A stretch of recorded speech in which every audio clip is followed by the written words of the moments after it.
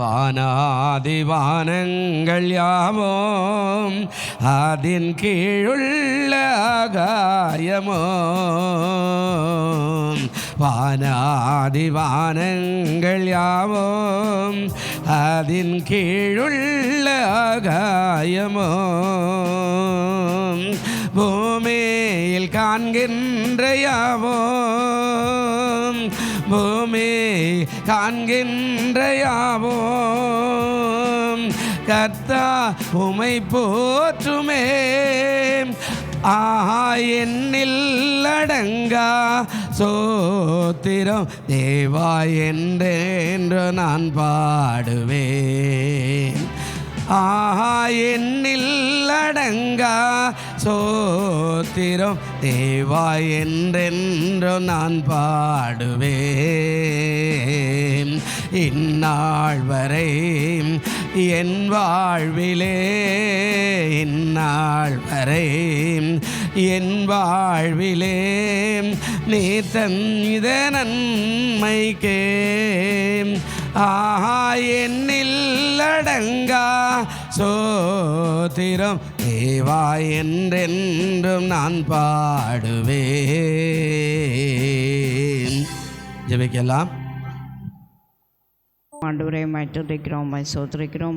அன்பின் தகப்பனே, இந்த அருமையான ஆசீர்வதிக்கப்பட்ட மன மகிழ்ச்சி நாளுக்காய் நன்றி செலுத்துகிறோம். இந்த நாளில் கூட தேவ கிருபையினாலே ஆண்டவரே ஆராதனை பாடல்கள், ஆண்டவரே தேவனுடைய வார்த்தைகளுக்காய் துதிக்கிறோம், வர்ஷிப்புக்காய் சோத்திரிக்கிறோம். கர்த்தருடைய நாமத்தை மகிமைப்படுத்தும்படியாய் ஆண்டவரே ஆராதனையில் தேவ பிரசன்னம், மகிமை, அபிஷேகம், வல்லமைகளை இறக்கி ஆளுகை செய்வீராக. ஆண்டவரே பரிசுத்த ஆவியானவர் ஆண்டு கொண்டு ஆண்டவரே எல்லாவற்றிலும் உடைய நாமத்தை மகிமைப்படுத்த ஆண்டவரே காணிக்கையின் பகுதி, அறிவிப்பு பகுதி எல்லாவற்றிலும் உடைய கரத்தில் அர்ப்பணித்து ஜெபிக்கிறோம், தாழ்த்துகிறோம், ஒப்பு கொடுக்குறோம். தடைகள் எல்லாம் மாற்றி ஆசீர்வதிங்க. பரிசுத்த ஆவியானவர் எல்லாவற்றையும் ஆண்டு கொண்டு ஆளுகை செய்யுங்க. நாமத்தை பிரஸ்தாபப்படுத்த உடைய நாமத்தினாலே எல்லாவற்றையும் துதிக்க ஸ்தோத்திரிக்க தேவன் அற்புத கிரியைகளை செய்து அதிசயங்களை செய்யும்படியாய் ஜெபிக்கிறோம், தாழ்த்துகிறோம், ஒப்பு கொடுக்குறோம். இயேசுவின் நாமத்தில் ஜெபிக்கிறோம் பிதாவே, ஆமென். உட்காரும். மேல் பாரத்தை வைத்து விடு, கலங்கி தவிக்காதே, அவரே உன்னை ஆதரிப்பார், அதிசயம் செய்வார். கர்த்தர் மேல் பாரத்தை வைத்து விடு, கலங்கி தவிக்காதே, அவரே உன்னை ஆதரிப்பார், அதிசயம் செய்வார். நீதிமான் தள்ளாட விடமாட்டார், நித்தமும் காத்து நடத்திடுவார். நீதிமான் தள்ளாட விடமாட்டார், நித்தமும் காத்து நடத்திடுவார். கர்த்தர் மேல் பாரத்தை வைத்து விடு, கலங்கி தவிக்காதே, அவரே உன்னை ஆதரிப்பார், அதிசயம் செய்வார். நம்மை காக்கும் தேவனவர், நமது நிழலாயிருக்கின்றவர். நம்மை காக்கும் தேவனவர், நமது நிழலாயிருக்கின்றவர். கர்த்தர் மேல் பாரத்தை வைத்து விடு, கலங்கி தவிக்காதே, அவரே உன்னை ஆதரிப்பார், அதிசயம் செய்வார். தகப்பனும் தாயும் கைவிட்டாலும் அவரே நம்மை அணைத்துக் கொள்வார். தகப்பனும் தாயும் கைவிட்டாலும் அவரே நம்மை அணைத்துக் கொள்வார். கர்த்தர் மேல் பாரத்தை வைத்து விடு,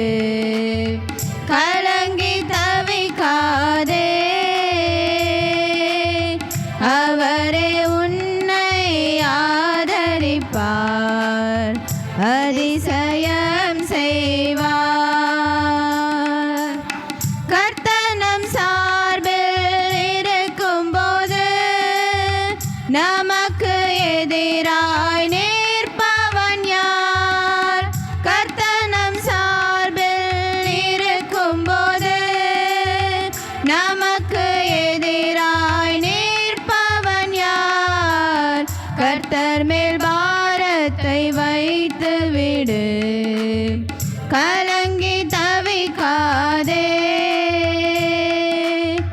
அவரே உன்னை ஆதரிப்பார், அதிசயம் செய்வார். வாழ்வை கர்த்தருக்கு ஒப்பு கொடுப்போம், அவரே எல்லாம் வாய்க்க செய்வார். வாழ்வை கர்த்தருக்கு ஒப்பு கொடுப்போம், அவரே எல்லாம் வாய்க்க செய்வார். கர்த்தர் மேல் பாரத்தை வைத்து விடு, கலங்கி தவிக்காதே. அவரே உன்னை ஆதரிப்பார், அதிசயம் செய்வார். என்றும் அவரில் மகிழ்ந்திருப்போம், இதய விருப்பம் நிறைவேற்றுவார். என்றும் அவரில் மகிழ்ந்திருப்போம், இதய விருப்பம் நிறைவேற்றுவார். கர்த்தர் மேல் பாரத்தை வைத்து விடு, கலங்கி தவிக்காதே. அவரே உன்னை ஆதரிப்பார், அதிசயம் செய்வார். வருத்தப்பட்டு பாரம் சுமந்தோரை வருந்தி அன்பாய் அழைத்திடுவோம். வருத்தப்பட்டு பாரம் சுமந்தோரை வருந்தி அன்பாய் அழைத்திடுவோம். உரித்த இயேசு பாவ பாரத்தை, நமது துக்கத்தை, நமது துன்பத்தை சுமந்து தீர்த்தாரே. தாசரே இத்தரணியை அன்பால் இயேசுவுக்கு சொந்தமாக்குவோம். தாசரே இத்தரணியை அன்பால் இயேசுவுக்கு சொந்தமாக்குவோம். பசியுற்றோர்க்கும் பிணியாளிகட்கும் பட்சமாக உதவி செய்வோம். பசியுற்றோர்க்கும்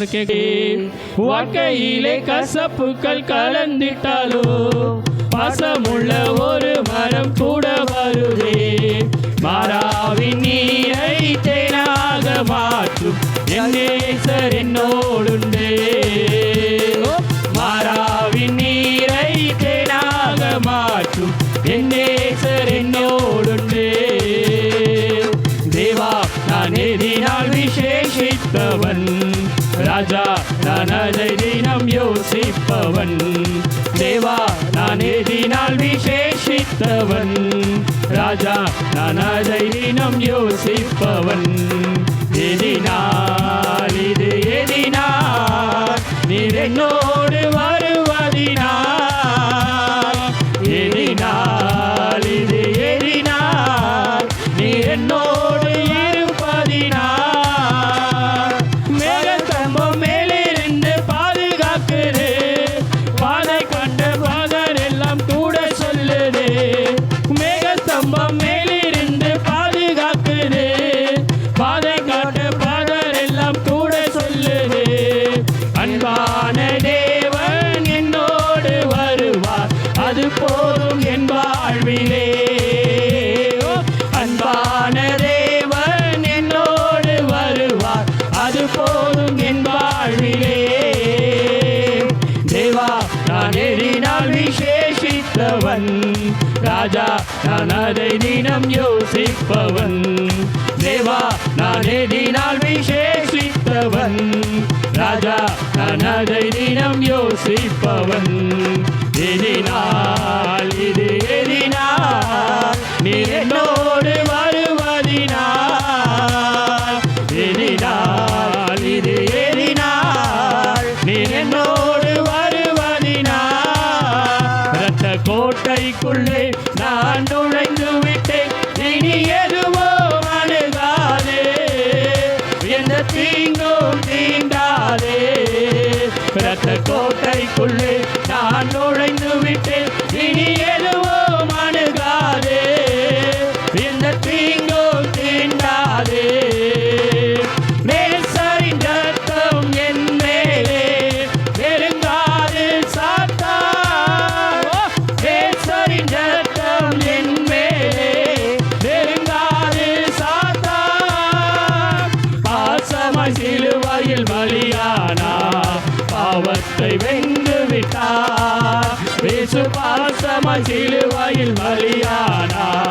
பாவத்தை வென்று விட்டார் இரத்த கோட்டைக்குள்ளே நான் நுழைந்து விட்டேன் இனி எதுவோ அணுகாது எந்த தீங்கும் தீண்டாது இரத்த கோட்டைக்குள்ளே நான் நுழைந்து விட்டேன் இனி எதுவோ அணுகாது எந்த தீங்கும் தீண்டாது ஆராதனை ஆராதனை துதி ஆராதனை ஆராதனை ஆராதனை ஆராதனை துதி ஆராதனை ஆராதனை காலையிலோ காலையிலோ காலையிலோ ஆராதனை அப்பாவுக்கு காலையிலோ மாலையிலோ ஆராதனை அப்பாவுக்கு தூயாவி தூயாவியே உமக்கு ஆராதனை துணையாளரே உமக்கு ஆராதனை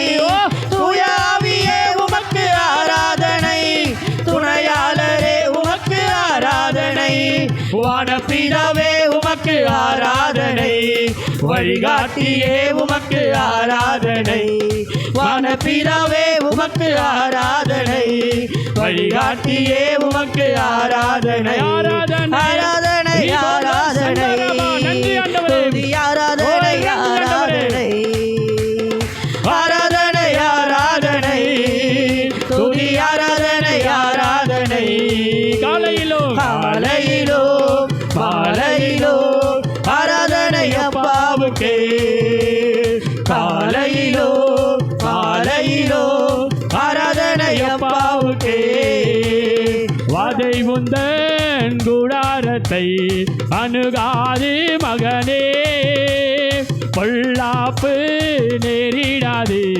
நேரிடாது மகனே வாதை உந்தன் கூடாரத்தை அணுகாது மகனே பொல்லாப்பு நேரிடாது நேரிடாது மகனே உன்னை கத்தரையே உறவிடமாக்கிக் கொண்டார் உன்னதமான கர்த்தரையே உறவிடமாக்கிக் கொண்டார் அழைக்கலமா ஆண்டவன ஆயாயமாக்கிக் கொண்டார் அடைக்கலமா ஆண்டவன ஆதாயமாக்கிக் கொண்டார் வாதை உந்தன் கூடாரத்தை அணுகாது மகளே பொல்லாப்பு நேரிடாது நேரிடாது மகனே அது குட்டி ரத்தத்தினால் சாத்தானை ஜெயித்து விட்டோ ஆட்டுக்குட்டி ரத்தத்தினால் சாத்தானை ஜெயித்து விட்டோ ஆவி உண்டு வசனம் உண்டு அன்றாட வெற்றி உண்டு நமக்கு ஆவி உண்டு வசனம் உண்டு அன்றாட வெற்றி உண்டு வாதை உந்தன் கூடாரத்தை அணுகாது மகனே பொல்லாப்பு நேரிடாது நேரிடாது மகளே கூப்பிடு நீ பதில் கொடுப்பார் குறைகள் எல்லாம் நிறைவாக்குவார் கூப்பிடு நீ பதில் கொடுப்பார் குறைகள் எல்லாம் நிறைவாக்குவார் உண்மையாக தேடுவோரின் உள்ளத்தில் வந்திடுவார் இயேசு உண்மையாக தேடுவோரின் உள்ளத்தில் வந்திடுவார் கொண்டாடுவோம் கொண்டாடுவோம்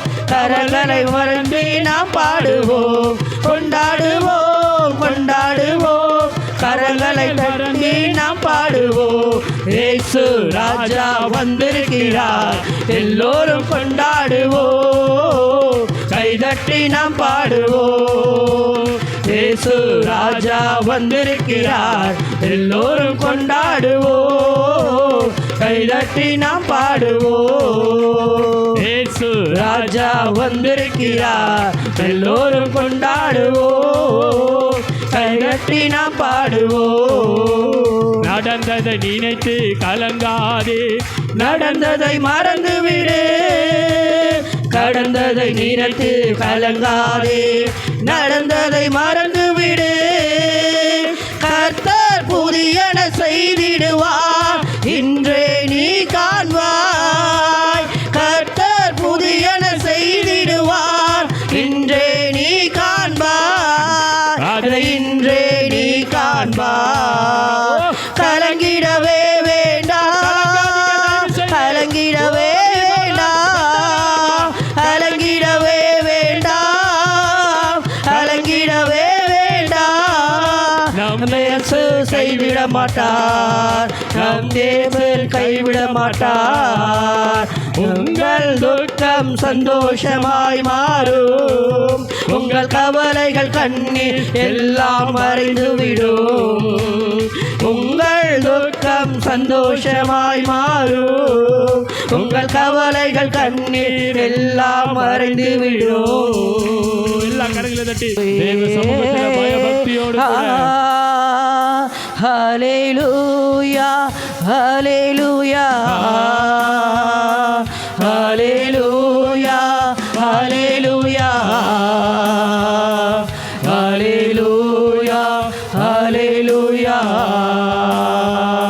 ஹல்லேலூயா என்னுள்ளம் தேவன் பொங்கி வழியுதே ஏசன்னை ரட்சித்தார் நான் ஆடி பாடுவேன் வரும் அறியாரு என் உள்ளம் பொங்குதே என் உள்ளம் பொங்கி பொங்கி பொங்கி பொங்கி வழியுதே ஜீவிக்கிறார் இயேசு ஜீவிக்கிறார் என் உள்ளத்தில் அவர் ஜீவிக்கிறார் துன்பத்தில் இந்த துணையவரே என்றென்றும் ஜீவிக்கிறார் வல்லமை உண்டு உண்டு அற்புத வல்லமை இயேசுவே ரத்தத்தால் ரத்தத்தால் வல்லமை உண்டு உண்டு அற்புத வல்லமை ஆட்டுக்குட்டியின் இரத்தத்தினால் பொழிந்திடும் வல்லமை உன்னதத்தின் வல்லமை ஆவியின் வல்லமை அக்கினியின் வல்லமை பொழிந்திடும் வல்லமை உன்னதத்தின் வல்லமை ஆவியின் வல்லமை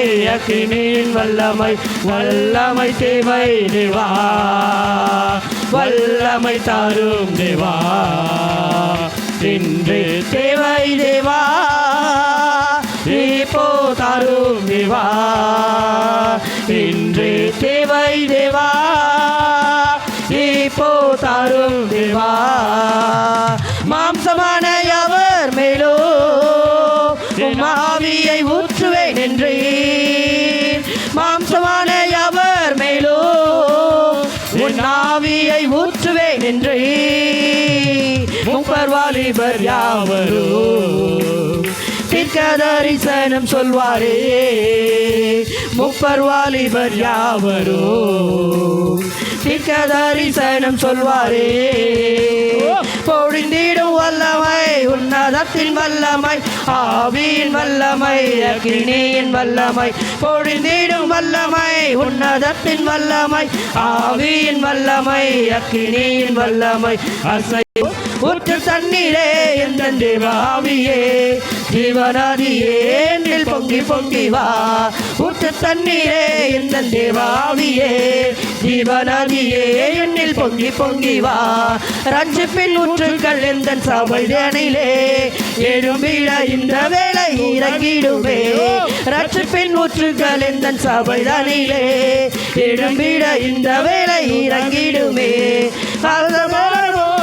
பரிசுத்தமோம் ஆத்மவாரமோம் பரிசுத்தமோம் அவளுடன் பெற்றிடவே வரம் தாருமே அவளுடன் பெற்றிடவே வரம் தாருமே ஊற்று தண்ணீரே என் தேவாவியே ஜீவனாதியே என்னில் பொங்கி பொங்கி வா ஊற்று தண்ணீரே என் தேவாவியே ஜீவனாதியே என்னில் பொங்கி பொங்கி வா.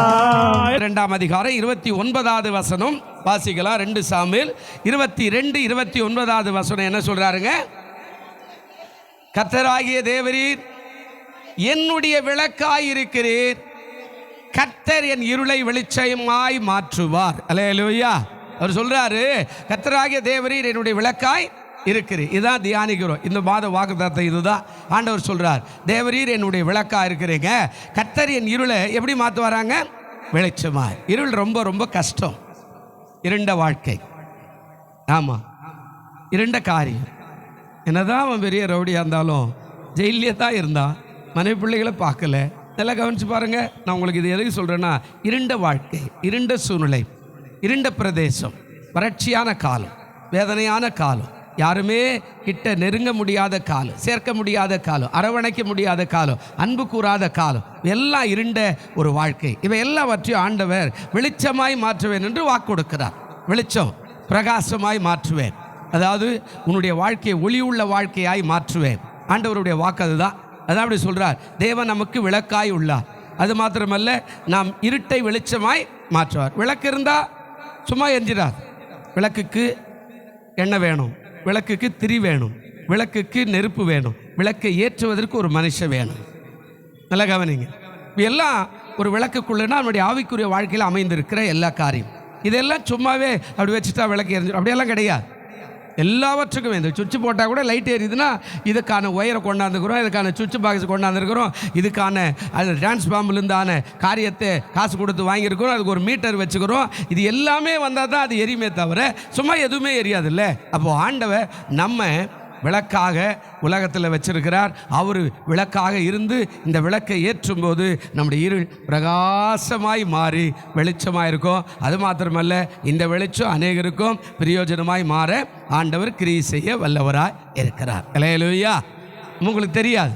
ஏன்னா நிறைய பேர் என்ன நினைக்கிறாங்கன்னு, நான் இப்படியே இருக்கிறேன், எனக்கு எதுவும் நடந்ததுன்னு எனக்கு தெரியல, என்னை ஆண்டவருடைய வச்சிருக்கிறார் அப்படின்னு மட்டும்தான் தெரியும். ஆனால் உங்களை அறியாமலே உங்களை பின்பற்றி உங்கள் நடவடிக்கையை பார்த்து கொண்டிருக்கிற ஆட்கள் உலகத்தில் நிறைய பேர் இருப்பான். உங்களுடைய வாழ்க்கை சரியாக இருக்குதே, எங்கேயோ நல்லா போகிறாங்களே, இப்படியே கோயிலுக்கு போகிறாங்க, கடன் பிரச்சனையில் இருக்கிறாங்க, ரொம்ப வேதனையில் இருக்கிறாங்க, இவங்களை பார்த்தா என்னப்பா போயிடுற மாதிரி இருக்குது, ஆனால் எப்போ சந்தோஷமாக இருக்கிறாங்க, இப்படி முகத்தில் பிரசன்னம் இருக்கிறது, இது எப்படி அப்படின்னு உங்களுக்கு அறியாமலே உங்களை பின்தொடர்கிற அநேக அதாவது மக்கள் உங்களுக்கு பின்னாடி இருப்பாங்க. அது உங்களுக்கு தெரியாது, உங்களுக்கு கவனிச்சுட்டே இருப்பாங்க. என்னைக்காவது ஒரு நாள் கேட்பாங்க, எப்படிங்க உங்களுக்கு முள்ள இவ்வளோ சந்தோஷமாக இருக்கிறீங்க, கஷ்டத்தின் மேலே கஷ்டமாக இருக்கிறீங்க, ஆனால் எப்படி இருக்கிறீங்க தெரியாது. ஏன்னா நமக்கு பின்னாடி ஆவியானவர் உதவி செய்ய அவர் வல்லவராக. அப்போது நம்ம விளக்காக இருக்கிற அந்த விளக்கை அவர் ஏற்றும் போது நம்முடைய இருள் வெளிச்சமாய் மாறும். நம்ம இருள் மாத்திரமல்ல, நம்ம மூலமாக அநேகருடைய இருளை வெளிச்சமாய் மாற்றுவதற்கு தேவன் நம்மை பயன்படுத்த வல்லவராய் இருக்கிறார். அல்லேலூயா. ஆமாம், நாம் அதுக்கு ஒப்பு கொடுக்கணும். நம்ம ஒப்பு கொடுத்தா தான். தாவீது அரசே சும்மா ஒன்றும் சொல்ல, கெமியில் இருந்தா, வேதனையாக இருந்தான், இருட்டில் வாழ்ந்தான். அவன் வாழ்ந்த நாட்களில் ஆடு மேய்க்கும் போது அப்பா அம்மா குடும்பம் எல்லாமே ஆசீர்வாதமாக இருந்தது. இப்போ அவனை ராஜாவனை ஆக்கணும் உடனே அவன் காடுகளில் வாழுறான். என்ன வேதனையான பகுதி. அப்போது அவன் பாடுகிறான், கர்த்தராகிய தேவரீரன் விளக்காக இருக்கிறீங்க, கர்த்தரின் இருளை கொஞ்சம் பிரகாசமாய் மாற்றுறீங்க. அவன் வாழ்க்கை மலர்ந்தது, அவனுக்கு எல்லாமே வந்தது.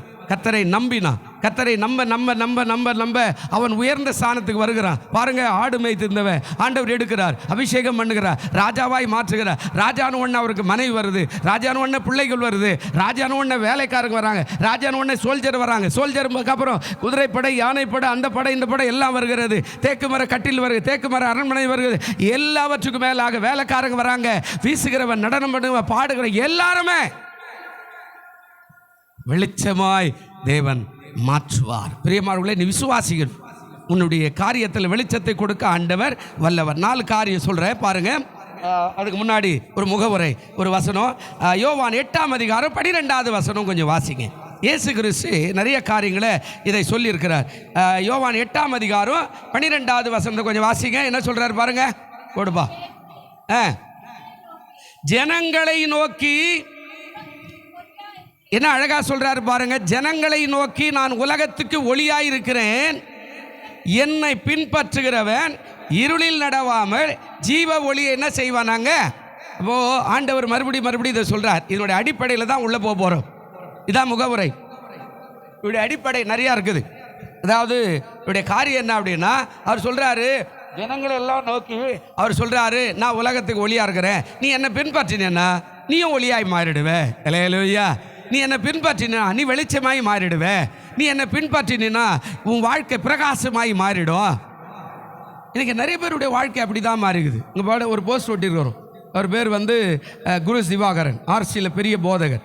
அதாவது இவர் வந்து எந்த அங்கி போட்டுனெல்லாம் கிடையாது. இவர் வந்து ஸ்பெஷல் ஆள், பெங்களூரில் இருக்கிறார். இவர் 3 மணி நேரம் பேசுவார், பரிசுத்த ஆவியை பற்றி பேசினா. இதற்கு ஆர்சியில் தான் இருக்கிறார். இவரை கொண்டு இந்த உலகம் முழுவதும் ஆர்சி சபை பயன்படுத்துகிறார். அரசியல் தான் இருக்கிறார்.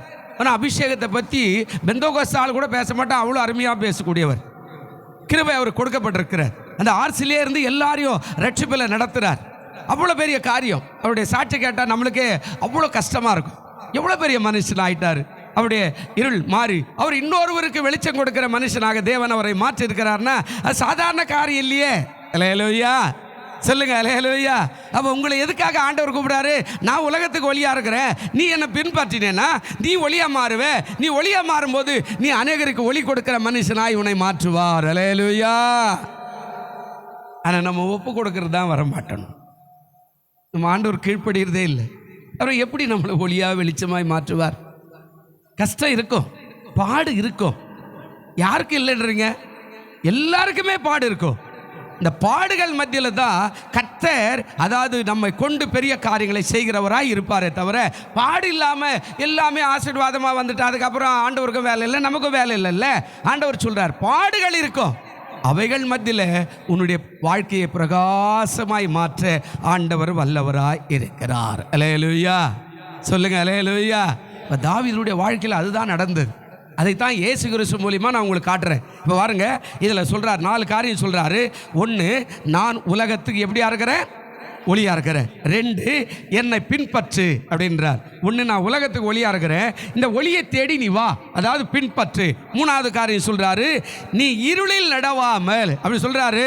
அதாவது என்னை பின்பற்றினா நீ இருளில் நடவாமல், அதாவது உன் வாழ்க்கையை நான் சரியான பாதையில் நடத்துகிறேன். 4வது சொல்கிறாரு, நீ இருளில் நடவாமல் ஜீவ ஒளியை அடைவ அப்படின்னு ஆண்டவர் வாக்கு கொடுக்கிறார். ஜீவ ஒளி அதுனா பரலோகம், ஜீவ ஒளி இயேசுவானவர், ஜீவ ஒளி பிதாவானவர், ஜீவ ஒளி நல்ல பாதை, ஜீவ ஒளி பிரசன்னம், ஜீவ ஒளி இருளான பாதையை நீக்கி வெளிச்சமான பாதை, ஜீவ ஒளி பரிசுத்தமான பாதை. ஜீவ ஒளி என்று சொன்னால் ஆண்டவருக்கு பிரியமான பாதை. அல்லேலூயா. நம்ம 4 காரியம் சொல்கிறார். 1 ஆண்டவர் சொல்கிறார், நான் உலகத்துக்கு ஒளியாக இருக்கிறேன்பா, என்னுடைய ஒளி உலகத்தில் இருக்குது, நீ என்ன பண்ணு, பின்பற்றி வா. 2வது ஆண்டவர் சொல்கிறார், பின்பற்றி வா. 3வது சொல்கிறார், நீ இருளி நடக்காமல் நான் பாதுகாத்துக்குவேன். உன் வாழ்க்கை இருண்ட வாழ்க்கையாக இருக்கலாம். ஆமாம், காலம் வரும்போது இருண்ட வாழ்க்கையெல்லாம் மாறிடும். நான் கடந்த நாளில் இலங்கைக்கு போகும்போது என்னை பார்த்து சொன்ன வார்த்தை அதுதான். 10 நாள் அங்கே இருக்கும்போது சொல்கிறான், இப்போ உன்னை பார்த்தா அப்படியெல்லாம் ஒன்றும் தெரியலையா, நீ என்ன அப்படி கணீர், உங்கள் தலைமை போதகரை விட கணீர்னு பேசுகிற, எப்படியா பேசுகிற, இவ்வளோ ஆப்ரேஷன் மாதிரியே தெரியலையே, என்ன மாதிரி நீ பேண்ட் சட்டெல்லாம் போட்டுன்னு ஷூவெல்லாம் போட்டுன்னு ஜம்முன்னு வந்து நிற்கிற, உன்னை பார்த்தா 13 ஆப்ரேஷன் பண்ண ஆளே தெரியலையே. இப்போ ஆண்டவர் சொல்கிறாரு, என்னை பின்பற்று, உன் இருளான வாழ்க்கையிலேருந்து உன்னை வெளிச்சமாய் மாற்றுவேன். அநேகர் என்னை பார்க்கும்போதெல்லாம், எப்பா உன்னை பார்த்தா எனக்கே ரொம்ப ஆச்சரியமாகுதுப்பா அப்படின்னு சொல்கிற அளவுக்கு ஆண்டவர் மாத்திரார் பாருங்க. இருள் போகிறது, ஒளி வருகிறது, இருள் மறைகிறது, ஒளி பிரகாசமாய் மாறுகிறது. அப்பொழுது நம்மை தேடி எத்தனையோ மக்கள் வருகிறவர்களாய் ஆண்டவர் மாற்ற வல்லவராய் இருக்கிறார். அல்லேலூயா. 4வது சொன்னார், நான் உன்னை சாதாரணமாக விட்டுற மாட்டேன், ஜீவ ஒளியை அடையும்படியான அந்த வாய்ப்பை, அந்த வழியை, அந்த இடத்தை, அந்த காலத்தை, அந்த நேரத்தை உனக்கு நான் செய்ய வல்லவராய் இருக்கிறேன். பரலோகம் தாட்ஸ் அதானே. இப்போ பிள்ளையை பெற்று எடுக்கிறோம், பிள்ளை வளரணும், படிக்கணும், வேலைக்கு சேர்த்து விடணும், வியாபாரமோ ஏதோ ஒன்று செய்யணும், அதுக்கப்புறம் கல்யாணம் பண்ணி வைக்கணும். இதெல்லாம் நம்முடைய எல்லா காரியத்திலும் வருதில்லை, 1 by 1 வருதில்லை. கடைசி என்ன, ஒரு புருஷனோடு வாழணும், அதான் கடைசி. அப்புறம் அந்த பிள்ளை பெற்றெடுக்கணும், அதுக்கு ஒரு இப்படி வழி வழியாக போகிற மாதிரி. நம்ம சும்மா ஒன்று வா மகனே, வந்துட்டியா, போ மகனே, அப்படியெல்லாம் கூப்பிடல. உனக்கு ஜீவ ஒளியை அடையும்படியான வழியை, வாய்ப்பை நான் கொடுக்க உனக்கு வல்லவராய் இருக்கிறேன். அல்லேலூயா. அதான் சொன்னார் இயேசு ஜனங்களை நோக்கி, நான் உலகத்துக்கு எப்படியா இருக்கிறேன், நீங்களும் நானும் உலகத்துக்கு ஒளியான பிள்ளைகள். அல்லேலூயா. இப்போ உள்ள சில காரியங்களை சொல்கிறேன். 4 காரியத்தின் அடிப்படையில் ஒரு சில காரியங்களை சொல்கிறேன். ஒரு 7 வார்த்தையை சொல்லி முடிச்சிடுறேன். கர்த்தருக்கு ஸ்தோத்திரம். போன வாரம் கூட என்னுடைய அடிப்படையில் தான் சொன்னேன். இந்த மாதம் முழுவதும் இந்த வாக்குத்தத்தங்கள் தான் தியானிப்போம். அது மூலியமாக இயேசுநாதர், ரட்சிப்பு, அபிஷேகம், கிருபை, இரக்கம், வாக்குத்தத்தம் எல்லாமே அதில் வந்துடும். கர்த்தருக்கு ஸ்தோத்திரம். பாருங்கள், ஒரு 7 வார்த்தையை சொல்கிறேன். முதலாவது, இந்த ஒளி எப்படிப்பட்டதாக இருக்குது, ஆண்டவர் கூப்பிட்டா என்ன நடக்கும் பாருங்கள். ஏசாயா 9ஆம் அதிகாரம் 2வது வசனம் என்ன சொல்லுது பாருங்கள். ஏசாயா 9ஆம் அதிகாரம் 2வது வசனம் இருக்குதா பாருங்கள். இருளில நடக்கிற ஜனங்கள் பெரிய வெளிச்சத்தை அவர்கள் என்ன செய்தார்கள், கண்டார்கள். மரண இருளின் தேசத்தில் குடியிருக்கிறவர்கள் மேல் வெளிச்சம் என்ன செய்ததாங்க, பிரகாசிக்கிறது. முதல் காரியம், இருளில் நடக்கிற ஜனங்கள் பெரிய வெளிச்சத்தை கண்டார்கள். எப்போ, தேவகுமாரனாய் கிறிஸ்து அவதரிக்கும் போது. அல்லேலூயா. அதான் சொல்றார், இருளில் நடக்கிறவ ஜனங்கள் பெரிய வெளிச்சத்தை கண்டார்கள். மரண இருளின் தேசத்தில் குடியிருக்கிறவர்கள் மேலே வெளிச்சம் பிரகாசித்தது. ஆரம்ப காலம் இந்த இடத்துல ஊழியத்தை செய்யும் போது ஒருத்தர் வந்தார். ஆமாம், இப்போ நல்லா இருக்கார். அவர் சொல்லுவார், நான் இந்த சர்ச்சைக்கு வர்றதுக்கு முன்னாடி பயத்திலே தான் வாழ்ந்தேன், எப்போ எவன் கொண்டுடுவான்னு தெரியாத மாதிரியே இருந்தேன். ஆனால் அந்த சர்ச்சைக்கு வந்து ஆண்டவரை ஏற்றுக்கிட்டு போயிருக்கு, ஆண்டவருடைய பிரசன்னம் வந்தது, எனக்கு அந்த பயம் எப்படி போச்சுன்னே தெரியல. இப்போ நான் சர்வசாதாரணமாக போகிறேன், தூங்குறேன், சாப்பிட்றேன், எனக்கு அந்த பயமே கிடையாது. ஆனால் அதே ஆட்கள் மத்தியில் தான் போயின்னு வந்துன்னுக்கிறேன். அதுக்கு முன்னாடி பார்க்கும் போதெல்லாம் பயம் இருக்கும், குத்திடுவானோ வெட்டுருவானோ அப்படின்னு சொல்லி. ஆனால் ஆண்டவரை ஏற்றுக்கிட்டு போயிருக்கு, எனக்கு அந்த பயமெல்லாம் போயிடுச்சு. இப்போ ஆண்டவர் சொல்கிறாரு, மரண இருளின் தேசத்தில் குடியிருக்கிறவர்கள் மேலே என்ன வந்ததாங்க, வெளிச்சம். அல்லேலூயா. அந்த வெளிச்சம்ன்றது தேவ பிரசன்னம். ஆண்டவராகிய இயேசுவானவர் அப்படியே தேவ பிரசன்னமாய் மாறி வரும்போது ஆண்டவர் நிச்சயமாய் அந்த பயத்தெல்லாம் எடுத்து போட்டு பெரிய காரியங்களை ஆண்டவர் செய்ய வல்லவராய் இருக்கிறார். அல்லேலூயா. அதனால தான் சொன்னார், இருளில் நடக்கிற ஜனங்கள் பெரிய வெளிச்சத்தை. நான் சொல்கிறேன், திரும்பவும் சொல்கிறேன், எங்கள் ஊர் கிராமத்தை பற்றி சொல்கிறேன். அன்றைக்கி நான் சொன்னேன் இல்லையா, அதான் போன வாரம் கூட சொன்னேன், கோமணம் கட்டின்னு தான் எங்கள் தாத்தா முப்பாட்டெல்லாம் வாழ்ந்தான். ஆமாம், துணியே கிடையாது, வேஷ்டி தான் 8 முழம் வேஷ்டின்னு சொல்ல முடியாது, 4 முழம், அதுதான் வாங்கிறதுக்கே வழி கிடையாது. அதையே கொண்டு போய் களிமண் போட்டு களிமண்ணில் கிணத்துல தேய்ச்சி நல்லா அடித்து 4 காய்ச்சி காய வச்சுட்டு அதை தான் கட்டிக்கின்னு வரணும். எங்கன்னா போனேன், நான் கல்யாண வீட்டுக்கு போனால் கூட அவர் சொல்லுவான், முப்பாட்டன்கள் பண்ணையாருக்கு முன்னாடி, அவங்கெல்லாம் பண்ணையாருக்கு முன்னாடியெல்லாம் எந்த வேஷ்டியெல்லாம் கட்டக்கூடாது. அதையே அது தூக்கி பாதியில் சொரிக்கின்னு மேலே ஒரு அங்கவஸ்திரத்தை இடுப்பில் கட்டிக்கின்னு அப்படி போய் நிற்கணும், சொல்லுங்கள் எஜமானே அப்படின்னு. ஆனால் இன்றைக்கு அந்த ஊர் மாறி இருக்கிறார். இன்றைக்கி போய் பார்க்குறோம், இருளில் நடக்கிற ஜனங்கள் இயேசு கிறிஸ்து உள்ளே வராரு. எப்போது மிஷினரிகள் வராங்க. எனக்கு நல்லா ஞாபகம், நான் சின்ன வயசாக இருக்கும்போது 1900 ஒருவேளை நான் நினைக்கிறேன் 60 அல்லது 57 காலகட்டம் என்று நான் நினைக்கிறேன். நான் பிறக்கிறதுக்கு முன்னாடியே அந்த 3 கிராமத்துக்கு சேர்ந்து ஒரு மிஷினரி வராங்க.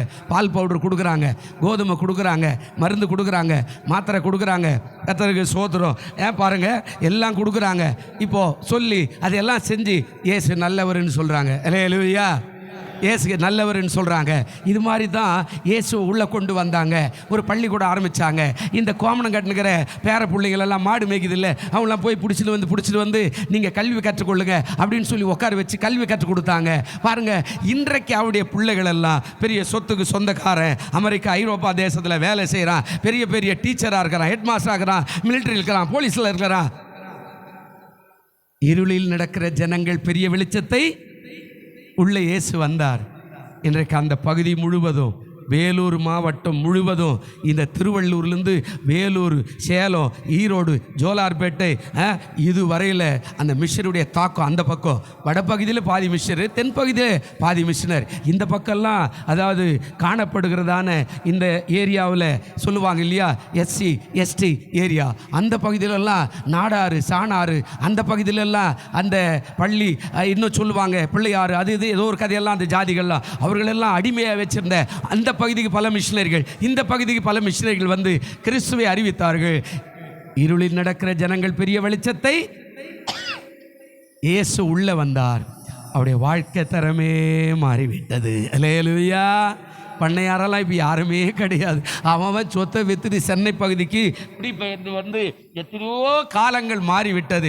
இன்றைக்கி சொத்தெல்லாம் இயேசு கிறிஸ்துடைய பிள்ளைகளுக்கு சொந்தமாய் வாங்கி அவர்கள் பை செய்து அவர்களுடைய பிள்ளைகள் பெரிய பெரிய ஆட்களாய் மாறிட்டாங்க. கர்த்தருக்கு ஸ்தோத்திரம். ஆண்டவர் சொன்னார், நான் உலகத்துக்கு யாராக இருக்கிறேங்க,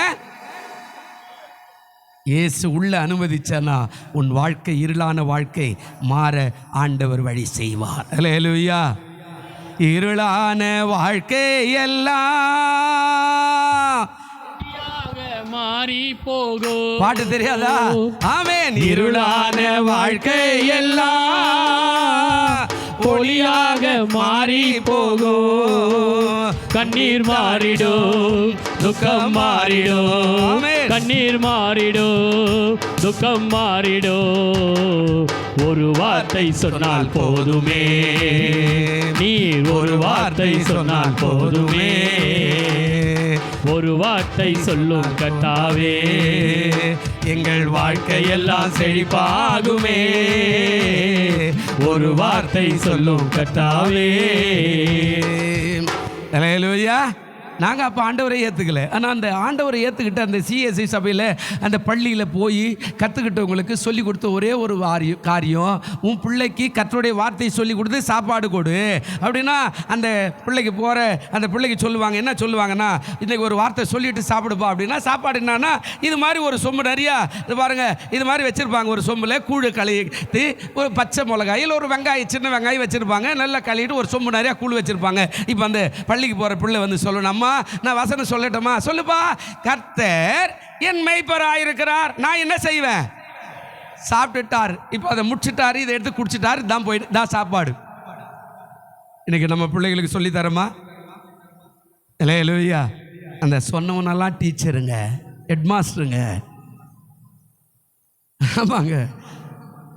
அந்த வாதியார் ஆயிட்டு அந்த அந்த காலங்கள் அந்த பெரம்பை இவ்வளோ பெரிய பெரம்பை எடுத்துன்னு வந்து நின்னாருன்னு அந்த வாதியார் பார்க்கவே பயமாக இருக்கும். அப்படி முதுகெல்லாம் எக்ஸ் போடுவார்யா, முதுகு வளைய வச்சு எக்ஸ் போடுவார்.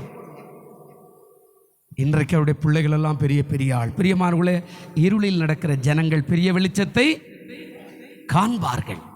மரண இருளிலே நீ வாழ்ந்து கொண்டிருப்பாயானால் ஆண்டவர் சொல்லுகிறார், வெளிச்சம் உன் மேல உதிக்கும், நீ அந்த மரணத்திலிருந்து விடுதலையாக ஆண்டவர் வழி செய்வார். அல்லேலூயா. ஆமா, அவர் ஒளிதான். அந்த ஒளி நம்ம மேல பிரகாசிக்கும். அந்த ஒளி நம்ம மேல வந்தா நம்ம பிரகாசமாய் மாறும்போது நம்ம மேல இருக்கிற ஒளி இன்னொருத்தனுக்கு போய் பிரகாசமாய் மாறும். அவன் சுகமாவான், அவன் ஆரோக்கியம் அடைவான், அவன் விடுதலை பெறுவான், அவன் ஆர்க்காசமான பெரிய காரியங்களை செய்வதற்கு ஆண்டவர் அவனை கொண்டு பெரிய காரியங்களை செய்வார். இதுதான் தேவனுடைய திட்டம், இதுதான் தேவனுடைய ஆசீர்வாதம், இதுதான் தேவனுடைய கிருபை. ஆனால் எதுக்காக சும்மா ஒன்று அதெல்லாம் ஆண்டவர் சொல்ல. ரெண்டாவது, இதுக்கெல்லாம் வசனம் இருக்குது, ஆனால் ஒவ்வொன்றையும் சொல்லி நம்முடைய நிறைய பிரசங்க என்னுடைய பாதியாக தான் நிற்கும். பாருங்கள், இரண்டாவது காரியம் நீதிமொழிகள் 4ஆம் அதிகாரம். சீக்கிரம் நீதிமொழிகள் 4ஆம் அதிகாரம் 18வது வசனம் கொஞ்சம் வாசிங்களேன். ஒரு காரியத்தை சொல்கிறார் பாருங்களேன். நீதிமொழிகள் 4:18 என்ன சொல்கிறார்? நீதிமானுடைய பாதை நடு பகல் வரைக்கும் அதிகமாக என்ன செய்தாங்க? பிரகாசிக்கிற சூரியனை போல் இருக்கும். அல்லேலூயா. இப்போ அடுத்து சொல்றார், நான் உலகத்துக்கு ஒளியா இருக்குன்னா என்ன நம்பி வந்தேன்னா உன் வாழ்க்கை எப்படியா மாறுது அப்படின்னு ஆண்டவர் சொல்றாரு பாருங்க. நீதிமானுடைய பாதை நடுப்பகல் வரைக்கும் அதிகமாய் பிரகாசிக்கிற சூரிய பிரகாசம் போல இருக்கும். சூரியன் ஆரம்பிக்கும் போது நல்லா இருக்கும். நீங்கள் கன்னியாகுமரி எல்லாம் போனீங்கன்னா, நான் போய் உட்கார்ந்தேன். எதுக்குடா இவ்வளோ ஜனம் உக்காந்துக்கிறான்? வடநாட்டில் இருக்கிறவன், தென்னாட்டில் இருக்கிறவன், மேல் நாட்டில் இருக்கிறவன், மேற்கு தேசம், அவ்வளோ கூட்டமாக காலையில் 5 மணிக்கெல்லாம் போய் கடலை பார்த்துக்கிட்டு உக்காந்துருப்பான், இடம் பிடிச்சிக்கிட்டு உக்காந்துருப்பாங்க. என்னையா இது அப்படின்னா, நம்ம ஊர் கடற்கரைக்கு போனால் கூட சூரியன் அழகாக மேலே வர்றதை பார்க்கலாம். ஆனால் அதை மெனக்கெட்டு போய் வந்து சூரிய நமஸ்காரம் அப்படின்னு சொல்லிட்டு அந்த சூரியன் அப்படியே மேலே உதிக்கும் போது அப்படியாய் ஜனங்க முட்டி போட்டு எழுந்து நின்று அவ ஏதோ ஒரு சத்தம் போட்டு கும்பிட்டு எல்லாம் பண்ணுவான். அதே சூரியன் கொஞ்சம் மேகமாக மேலே வர ஆரம்பிக்கும் போது ஒரு ஆள் கூட கடற்கரையில் இருக்க முடியாது. அப்போ அந்த சூரிய வெளிச்சம் ஆரம்பிக்கும் போது மெதுவாய், ஆனால் மேலே வர வர வர எப்படி இருக்குதா? பிரகாசமாய் காணுகிற வெளிச்சத்தை போல தேவனுடைய பிள்ளைகளுக்கு ஆண்டவர் கொடுக்கிற வெளிச்சமாக இருக்கும். அல்லேலூயா. அதே கடற்கரையை சாயங்காலம் போனீங்கன்னா அந்த மேற்கு பகுதியில் பாருங்க, ஆயிரக்கணக்கான ஜனங்கள் இருப்பாங்க. ஏறின சூரியன் இறங்கும்போது அதே கடலில் இறங்குற மாதிரி பார்க்கறத, அதை பார்க்கறதுக்காக தரிசிக்கிறதுக்கு அவ்வளோ கூட்டம் போய் அங்கே உட்காந்து இருப்பான். நீங்கள் நல்லா கவனிங்க, சூரியன் எப்படி இருக்குதா? நீதிமானுடைய பாதை நடுப்பகல் வரைக்கும் அதிகமாய் பிரகாசிக்கிற சூரியனை போல இருக்கும். அப்போது நீதிமானாய் வாழும்போது கர்த்தர் ஜீவ ஒளியாக இருக்கிறாரு. அவர் பிரகாசிக்கிற ஒளியாக இருக்கிறவர், நம்முடைய விளக்காய் இருக்கிறவர், நம்ம விளக்கை ஏற்றுகிறவர், நம்முடைய இருளான பாதை வெளிச்சமாய் மாற்றுகிறவர். எப்படி சொல்கிறார் அப்படின்னா, எப்படி கொஞ்சம் கொஞ்சமாக சூரியன் மேலே வர வர வர வர வர பிரகாசமாக இருக்குதோ அவ்வண்ணமாக நீதிமானாய் வாழற உன் குடும்பம், உன் பிள்ளைகள், உன்னுடைய எல்லா காரியங்களிலும் கர்த்தர் அப்படியாய் பிரகாசமாய் செய்ய வல்லவராய் இருக்கிறார். அல்லேலூயா. நீ இயேசுவை அறிந்து ஒரு நாள் வெட்கப்பட்டு போக மாட்டே. நான் பார்த்த வரைக்கும் இயேசுவை அறிஞ்சு இயேசுக்கு கொடுத்துவேன் ஒருத்தனும் வெட்கப்பட்டு போனதா நான் பார்க்கவே இல்லைங்க. ஒருவேளை நான் இப்போ கூட அடிக்கடி சொல்லுவேன், உங்களுடைய சகாக்கள்கிட்ட சொல்லுவேண்ணா, போப்பா நான் முன்னாடி ஏசுனார் ஏற்றுக்கிட்டு இருந்தா எனக்கு இவ்வளோ பெரிய ஆப்ரேஷன் எல்லாம் வந்திருக்காதுப்பா, நான் உங்களோட பெரிய ஆளாயிருப்பையா, நான் பண்ணையாராக வரணும்னு ஆசைப்பட்டேன், அது மாதிரி கூட வந்திருப்பையா. ஆனால் ஏசுனார் வேண்டாம் வேண்டாம் வேண்டாம் வேண்டாம்னு சொல்லிட்டு ஒதுக்கிட்டேன். அதனால் எனக்கு எதுவுமே ஆசீர்வாதம் இல்லாத போயிடுச்சு, வாழ்க்கையே மாறிடுச்சு, தடம் மாறிட்டது, இந்த ட்ராக்கிலேருந்து இந்த ட்ராக் வர மாறிடுச்சு. ஆனாலும் ஆண்டவர் கைவிடாமல் என்னை கரம் பிடிச்சு அப்படியே ஒளியான பாதையில் ஆண்டவர் என்னை நடத்திட்டார். அல்லேலூயா.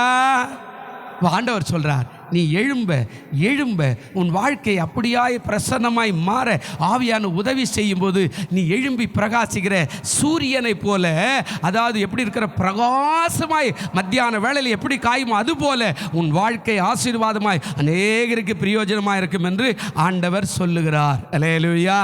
அப்போ ஆண்டவர் எதுக்கு சொன்னார்? நான் உலகத்துக்கு ஒளியாக இருக்கிறேன், நீங்கள் என்னை பின்பற்றினா உன்னை நான் அப்படியாய் மாற்றுவேன் என்று ஆண்டவர் வாக்கு கொடுக்குறார். ஆனால் நீ என்னை பின்பற்ற மாட்டேன்ற, ஒரு ஜெபம் இல்லை, ஒரு வேத வாசிப்பு இல்லை, ஒரு ஆராதனை இல்லை, ஒரு தனிப்பட்ட முறையில் ஒரு பரிசுத்த வாழ்க்கை இல்லை, ஒரு நீதிக்காக போராடுற வாழ்க்கை இல்லை, எதுவுமே இல்லாத ஏதோ ஒரு கிறிஸ்துவ மாதிரியே உட்காந்துருந்தேன்னா உன்னை நான் எப்படி ஆசீர்வதிப்பேன், எப்படி உயர்த்துவேன்? இன்றைக்கு ஒவ்வொரு ஊழியக்காரருடைய பின்னாடியும் பல ஆயிரக்கணக்கான துக்கங்கள் இருக்கிறது. நீங்கள் டிஜிஎஸ் சொல்லும்போது சொல்லுவார், நான் ஆண்டவர்கிட்ட கேட்டேன், எதுக்காக நான் பேங்க் வேலையை விட்டுட்டு இங்கே வந்தேன், என்னை ஏன் அப்படி கூட்டின்னு வந்தீங்க, என்னால் இந்த பாடுகளை சகிக்க முடியலையாப்பா அப்படின்னு அழுவாராம் இரவு நேர ஜெபத்தில். அவர் சொல்லும்போது சொல்லுவார், எதுக்கு அப்படின்னு கேட்டால் ஆண்டவர் சொல்லுவாராம், நான் உனக்காக கொண்டு வரல, எனக்காக கொண்டு வந்திருக்கிறேன். இந்த ஜனங்களுடைய வியாதி என்னன்னு உனக்கு தெரியணும், இந்த ஜனங்களுடைய கஷ்டம் என்னன்னு உனக்கு தெரியணும், இந்த ஜனங்களுடைய பாடு என்னன்னு உனக்கு தெரியணும், இந்த ஜனங்களுடைய போராட்டம் என்னன்னு உனக்கு தெரியணும். அப்போ தானே மேடை ஏறி நீ பிரசங்கம் பண்ணும்போது நீ ஜெபிக்கும் போது அவர்கள் விடுதலை ஆவார்களே. அப்போ அந்த வியாதியினுடைய சாரம் உனக்கு தெரியலாம், எப்படி அந்த விடுதலை கிடைக்கும்? அல்லேலூயா. ஒவ்வொரு ஊழியக்காரனுக்கு பின்னாடியும் ஆயிரக்கணக்கான துக்கங்களும் வேதனைகளும் நிறைந்து அவைகள் மத்தியில் எரிந்து பிரகாசிக்கிற விளக்காகத்தான் ஆண்டவர் மாற்றினார். பிரியமான தேவ பிள்ளைகளே, அப்போ உங்கள் வாழ்க்கையில் பாடுகள் இருக்கட்டும், வேதனைகள் இருக்கட்டும், அவைகள் மத்தியில் உங்களை எரிந்து பிரகாசிக்கிற விளக்காக ஆண்டவர் மாற்ற வல்லவராக இருக்கிறார். அல்லேலூயா சொல்லுங்க, அல்லேலூயா. ஆமாம், அதனால்தான் கர்த்தர் நிச்சயமாய் பெரிய காரியங்களை செய்ய அவர் வல்லவராக இருக்கிறார். அதனால்தான் ஆண்டவர் சொன்னார், நான் உலகத்துக்கு எப்படியா இருக்கிறேங்க, பாட்டு கூட பாடுறோம் இல்லை, நீதிமான் தள்ளாட விட மாட்டாம், நித்தமும் காத்து நடத்திடுவா, நீதிமான் தள்ளாட விட மாட்டாம், நித்தமும் காத்து நடத்திடுவா, கர்த்தர் மேல் பாரத்தை வைத்து விடு, கலங்கி தவிக்காதே, அவரே உன்னை ஆதரிப்பார், அதிசயம் செய்வார். வாழ்க்கையில் தாவீது அடைந்த துக்கத்துக்கும் துயரத்துக்கும் அளவே இல்லை. அதனால் அவர் தான் இந்த பாட்டெல்லாம் பாடுறார். இவ்வளவாய் பிரகாசம் அவன் வாழ்க்கையில் அப்படி கடைசி வரையில் ஏன் அவனை காப்பாற்றினார்? அவன் வளரும்போது நன்றி அற்றவனாக அவன் இல்லை. அவன் வாழ்க்கை அப்படியே மாற மாற மாற மாற பிரகாசம் ஏற ஏற ஏற அவன் வாழ்க்கை சக்கரமே மாறி கடவுளுக்காக ஏதாவது செய்துக்கிட்டே இருக்கணும்னு எண்ணத்தை உருவாக்கினான். அதனால தான் கடவுள் அவன் மேலே அவ்வளவு ஆசீர்வாதம் வச்சார். அவனை போல யாருமே இல்லை. இன்ன வரைக்கும் புதிய ஏற்பாட்டில் வெளிப்படுத்தல் வரையில் அவன் பேர் வந்துக்கிட்டே இருக்கும். தாவீதுனுடைய பேர் அப்படியாய் வரும். ஏன்னா அவ்வளவு தேவனுக்கு பிரியமானவன். நம்ம கொஞ்சம் வளர்ந்துட்டோம் அப்படின்னா சபையே மறந்துடும். கடவுளா அடவிடப்பா, சர்ச்சை அடவிடப்பா, பாச அவர் இருக்கட்டும், அவர் எங்கே போப்பார், கொஞ்சம் வேலை இல்லைன்னு வருவோம், ஜெபம் பண்ணுவோம், வேலை கிடச்சுன்னா அதுக்கப்புறம் சர்ச்சை பக்கமே திரும்பி பார்க்க மாட்டோம். ஆமாம், அதுக்கப்புறம் காணிக்க தசம் அதெல்லாம் ஒன்றுமே வராது. கேட்டோம்னா நமக்கு நேரம் இல்லை நேரம் இல்லை. கர்த்தர் எல்லாத்தையும் பார்க்குறார். உயரும்போது எப்படி இருக்கிறேன்? அவருடைய குமாரனாகிய சாலமோன்னு கூட கீழே தள்ளிட்டார். ஆனால் தாவீதை கடைசி வரையில் அவர் இந்த உலகம் முடிகிற வரையில் அவன் பேர் இருக்கிற மாதிரி பண்ணினார். அல்லேலூயா, நீதிமான். இப்போ அடுத்த ஒரு காரியம், மூணாவது சங்கீதம் 37 வாச பாருங்க. சங்கீதம் 37 6வது வசனம் பாருங்க. அவர் என்ன மறுபடியும் பாடுறாரு? சங்கீதம் 37 6வது வசனம் இருக்குதா பாருங்க. ஆண்டவர் சொல்றாரு பாருங்க, உன்னுடைய நீதி எப்படி இருக்குதாங்க? வெளிச்சத்தை போலவும் உன்னுடைய நியாயம் பட்ட பகலை போலவும் என்ன செய்யும்? விளங்க பண்ணுவேன். அப்போ ஆண்டவர் சொல்றாரு உடைய நீதி வெளிச்சத்தை போல. அப்போ ஆண்டவர் சொல்றாரு, என்ன சொல்றாரு? நீ நீதியாய் வாழும்போது உடைய வெளிச்சம் அப்படியே சூரியனை போல பிரகாசமா இருக்கு. அதனால தான் சொன்னா, நான் உலகத்துக்கு ஒளியா இருக்கிறேன், நீ என்னை பின்பற்றுவாயானா உன்னுடைய விளக்கை ஏற்றுவேன். உடைய விளக்கை எரியும் போது உனக்கு வெளிச்சம் கிடைக்கும். அந்த வெளிச்சத்தில் அநேகர் நடந்து வருவாங்க. அந்த வெளிச்சம் அநேகருக்கு போகும்போது அவன் ஆசீர்வதிக்கப்படுவான், அவன் சுகமாக்கப்படுவான், அவன் ஆரோக்கியமாடுவான், அவன் கிருபையை பெற்றுக்கொள்ளுவான். உன்னை நான் அப்படியாய் மாற்றுகிறேன். நீ இருள் இருக்கிற கவலைப்படாத, உன்னை தூக்கி நிற்க வைக்க நான் ஆயத்தமாய் இருக்கிறேன். அல்லேலூயா. மூணாவது சொல்றா, உன் நீதியை நான் எப்படி மாத்துறேங்க? வெளிச்சத்தை போலவும் உன் நியாயத்தை எப்படி பண்றேங்க? பட்ட பகலை போலவும் விளங்க பண்ணுகிறேன். அப்போ நீ வாழ்க்கையை சரியாய் போடும்போது உடைய நீதி அப்படியே வெளிச்சமாய் எல்லாருக்கும் தெரியும். அதனால தான் ஆண்டவர் ஜெபத்தில் கூட ஒரு வார்த்தை சொன்னார். மத்தேயு 6:6 சொல்லும்போது ஒரு வார்த்தை சொன்னார், நீ அறை வீட்டுக்குள்ளே என்ன செய்? பிரவேசித்து கதவை பூட்டி தாளிட்டு அந்தரங்கத்தில் பார்க்கிற உன் பிதாவை நோக்கி ஜெபம் பண்ணு.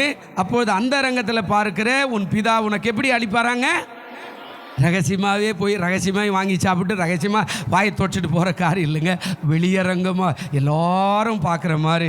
எப்படிப்பா செத்து போய்டுன்னு சொன்னேன் நினச்சோம், இந்த அம்மா இப்படியா பேசுது, இந்த ஐயா இப்படியா பேசுகிறாரு, எப்படி வாழ்க்கையை மாறிடுச்சு, ஏன்னா ஆரோக்கியமாக இருக்கிறாராப்பா, போய்டுன்னு நினச்சிப்பேன். இவர் எப்போ 3 வருஷத்துக்கு முன்னாடி போயிட்டு இருக்கணுமே, எப்படி இருக்கிறாரு?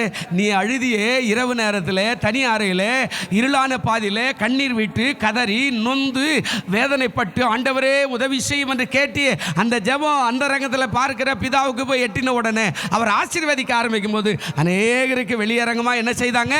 மாறுகிறது. எல்லாரும் பார்க்குற அளவுக்கு உன் வாழ்க்கை தரம் உயர்ந்து போகிறது. அல்லேலூயா.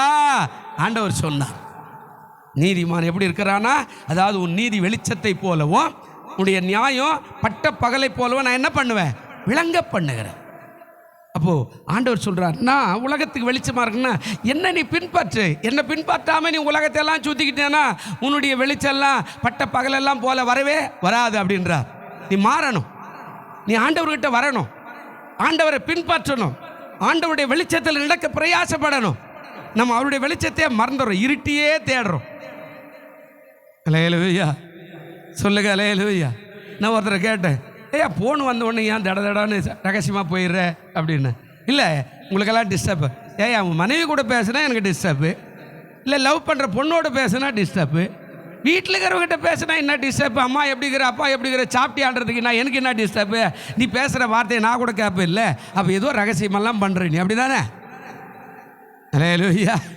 இன்னைக்கு இருளில் தான் நிறையா ஜனங்கள் விரும்புது. சர்ச்சாட விடுப்பா, அவங்க தேவையில்லாத கதையெல்லாம் பேசுவாங்க, அங்கெல்லாம் போகக்கூடாதுப்பா. நம்ம இல்லை, ஆண்டவர் உன்னை ஜீவ ஒளிக்கு அழைக்கும்படியாகத்தான் சொல்கிறாரு. நான் உலகத்துக்கு ஒளியாய் இருக்கிறேன், என்னை பின்பற்றுவா. அவனுடைய விளக்கு எரியும். விளக்கு எரியும் போது அதில் இருக்கிற ஆசீர்வாதத்தை நீ உணர்வாய். அந்த வெளிச்சத்தினுடைய பாதை உன்னை எங்கேயோ கொண்டு போகும், மேலே கொண்டு போகும், உயர்ந்த ஸ்தானத்துக்கு கொண்டு போகும். தாவீது அப்படி தான் உயர்ந்து போனார். அதனால தான் அந்த பாட்டை பாடினார். நான் என்னுடைய விளக்காக இருக்கிறீங்க, என்னுடைய வெளிச்சமாய் மாற்றுகிறீங்க. அவன் வாழ்க்கை இருண்ட பிரதேசம், வேதனையான பிரதேசம். அண்ணன் தம்பி விட்டுட்டான், அப்பா அம்மா விட்டுட்டான், கிராமத்தார் விட்டுட்டாங்க, யாரை ராஜான்னு போன அவனும் விட்டுட்டான், எல்லா நண்பர்களும் விட்டுட்டாங்க, கிராமமே அவன் ஒதுக்கி தள்ளிச்சு. ராஜா ராஜா ராஜா ராஜா போ போ போ போ எதுவும் கிட்ட வர சாப்பிட வழியில் அதெல்லாம் முடியாது, நீயே ராஜாவாயிட்ட, நீ தான் 4 பேருக்கு சோறு போடணும் அப்படின்னு சொல்லி ஒதுக்கி ஒதுக்கி ஒதுக்கி கடைசியில் மலையில் போய் அந்த ரங்கத்தில் போய் கெபியில் போய் ஒளிர அளவுக்கு அவனோட நான் ஒரு கொள்ளைக்காரன், அதாவது துன்மார்க்கனமாக இருக்கிற எல்லாரும் சேர்ந்துக்கிட்டு கொள்ளை அடிக்கிற அளவுக்கு அவன் மாறினா. அவனுடைய வாழ்க்கை இருளான பாதையாய் மாறிவிட்டது. ஆனால் கர்த்தர் அவனை கொண்டு வர ஆரம்பிக்கும் போது இப்போது அவன் ஜீவ பாதைக்கு வழிகாட்டுறவனாய் சொன்னா, என் இருளை வெளிச்சமாய் மாற்றுகிறேன். நீங்கள் நியாயத்தை பட்ட பகலை போல விளங்க பண்ணுகிற கர்த்தரண்டை வாருங்கள், உங்கள் வாழ்க்கை ஆசீர்வாதமாக இருக்கும். 4வது காரியம், நேரம் இன்னொரு 10 நிமிஷம் இருக்குது. 4வது காரியம் 1 தெசலோனிக்கேயர் நிருபம். புதிய ஏற்பாட்டில் பவுல் எழுதுறாரு பாருங்க. 1 தெசலோனிக்கேயர் நிருபம் 5ஆம் அதிகாரம் 5வது வசனம் கொஞ்சம் வாசிங்க. 5ஆம் அதிகாரம் 5வது வசனம் இருக்குதா பாருங்களேன். 5:5 இருக்குதா? நீங்கள் எல்லாரும் பாருங்க, ஆண்டவர் சொல்றாரு, நீங்கள் எல்லாரும் யாருடைய பிள்ளைகளுங்க? வெளிச்சத்தின் பிள்ளைகளும் பகலின் பிள்ளைகளுமாய் இருக்கிறீர்கள். நாம் இரவுக்கு இருளுக்கு உண்டானவர்கள் அல்லவே. இப்போ அடுத்த காரியம் சொல்றாரு, நீங்கள் எல்லாரும் யாருடைய பிள்ளைகளுங்க? எப்படி வெளிச்சம்? யோசிச்சு பாருங்க. இப்போ நான் ஆண்டவருடைய பிள்ளையா இருக்கிறேன்னா ஆண்டவர் எப்படிங்கிறாருங்க? அவரை விட்டுருவோம். நீங்கள் எல்லாம் உங்கள் அப்பாவுக்கு பிள்ளையா இருக்கிறீங்களா? சின்ன பிள்ளைங்கள்லாம் பிள்ளையா இருக்கிறீங்களா? உங்கள் அப்பா எப்படிங்கிறார்? எத்தனை சண்டை போட்டுங்கிறாரா, இல்லை கொலை பண்ணுறாரா? இப்போ நீங்கள் என்ன சொல்ல, எங்கள் அப்பா யார் தெரியுமா? அவர் பெரிய பிஸ்னஸ்மேன், அப்படி தானே சொல்கிறமா இல்லையா? எங்கள் அம்மா யார் தெரியுமா? பெரிய டீச்சர், அப்படி தானே? எங்கள் அம்மா யார்? நர்ஸு அப்படின்னு சொல்கிறேன் இல்லை? அப்போது என்ன அர்த்தம்? நம்ம அப்பா இப்படி வேலை செய்கிறார் உலக பிரகாரமானா, நம்மை உருவாக்கின ஆவிக்குரிய தகப்பனாக இருக்கிறவர் சொல்கிறார், நீங்கள் எல்லாரும் வெளிச்சத்தின் பிள்ளைகள். நான் வெளிச்சமாக இருக்கிறேன், நான் ஒளியாக இருக்கிறேன், என்னுடைய பிள்ளைகள் ஒளியாக இருப்பீங்க. அல்லேலூயா. இன்னொரு இடத்துல பேதுரு சொல்லுவார், நான் பரிசுத்தர், ஆகையால் நீங்கள் எப்படி இருங்க. அப்படின்னா என்ன அர்த்தம்? எங்கள் அப்பா பரிசுத்தர், நான் எப்படி இருக்கணுங்க? எங்கள் அப்பா உண்மை உள்ளவர், நான் எப்படி இருக்கணுங்க? எங்கள் அப்பா நீதி உள்ளவர், நான் எப்படி இருக்கணுங்க? ஐயோ, சில பேர் சொல்ல மாட்டேன், தூக்கம் வருதா, பசி எடுக்குதா? அல்லேலூயா சொல்லுங்க, அல்லேலூயா. எங்கள் அப்பா பரிசுத்தர், நான் யாருங்க? அப்போ எங்கள் அப்பா வெளிச்சம் உள்ளவர், நான் யாருங்க? வெளிச்சத்தின் பிள்ளை. ஹல்லேலூயா. ஆண்டவர் சொல்றாரு, நீங்கள் எல்லாரும் வெளிச்சத்தின் பிள்ளைகளும் பகலின் பிள்ளைகளுமா இருக்கிறீங்க.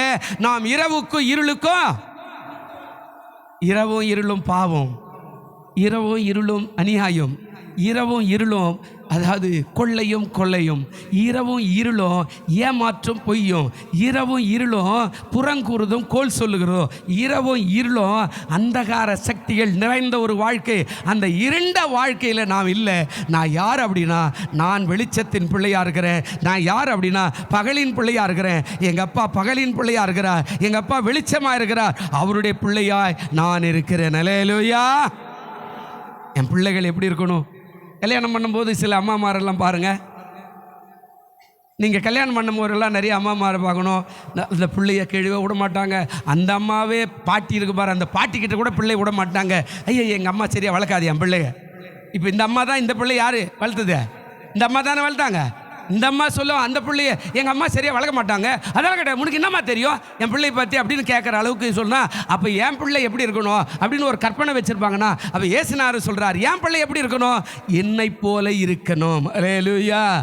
பக்கத்தில் இருக்கிறவங்கள பார்த்து சொல்லுங்கள், நீங்கள் கையை பிடிச்சி அவங்க முகத்தை பாருங்க, என் முகத்தை பாரு, நீங்கள் இயேசுநாதர் பிள்ளைங்க, அவரை போல இருங்க, அவரை போல வாழுங்க, அவரை போல பேசுங்க, அவரை போல சிந்திங்க, அவரை போல செயல்படுங்க, அவரை போல ஜீவனம் பண்ணுங்க. கை தட்டுமா? ஹல்லேலூயா. நீங்க எங்க போனாலும் சொல்லுங்க, வா நாங்க ஏசப்பா பிள்ளைங்கப்பா சொல்லி பாருங்க.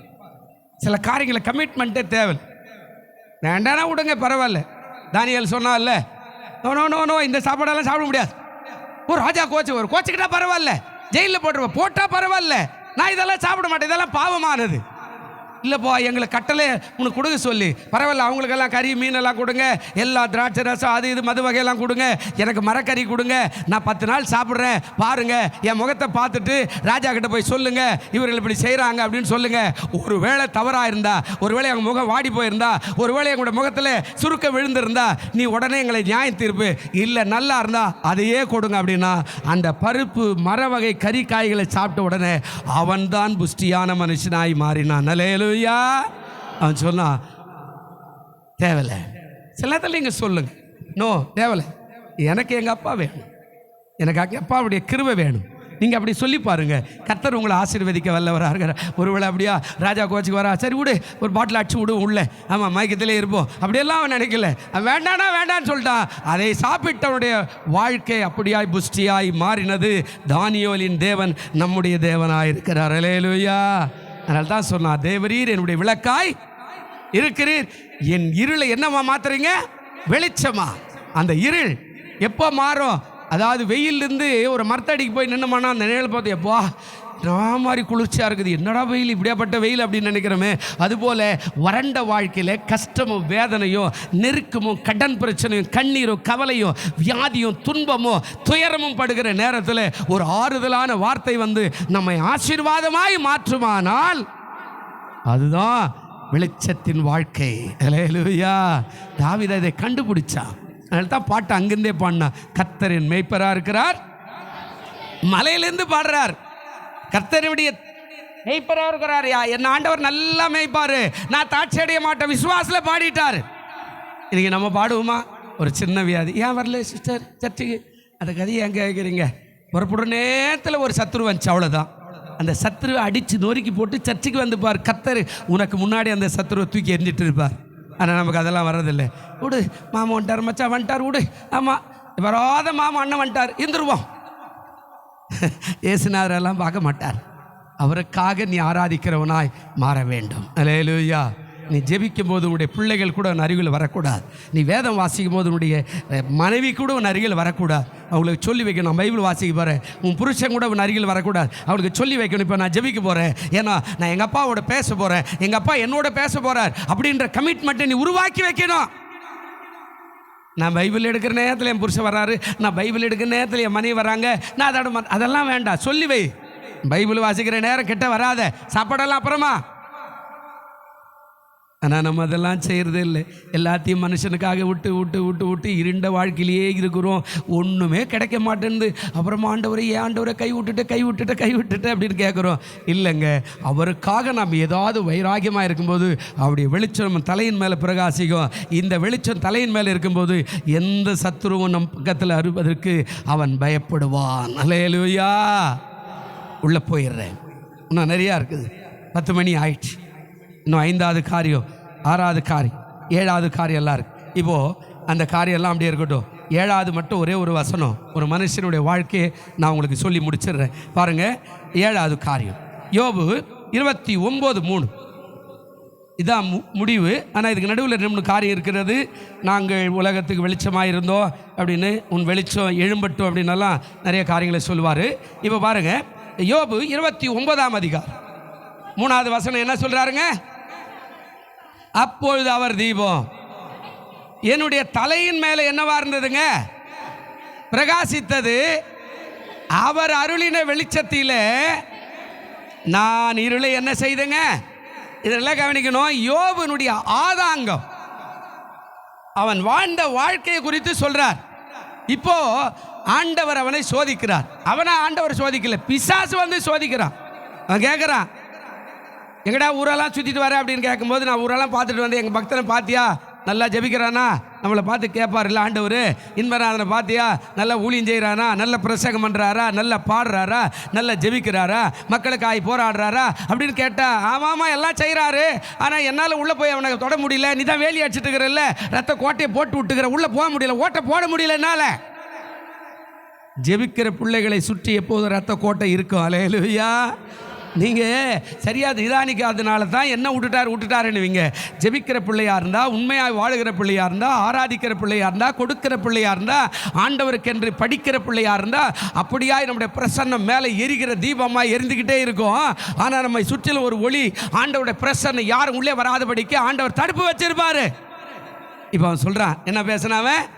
அப்போது அவர் தீபம் யார் மேலே இருக்குதாங்க? எப்போ? முன்னாடி. இப்போ அவன் சோதிக்கப்படுறான். முன்னாடி சொல்றார், அவர் தீபம் என் தலையின் மேல் பிரகாசித்தது, அவர் அருளின வெளிச்சத்திலே இருளை நான் என்ன செய்தேன்?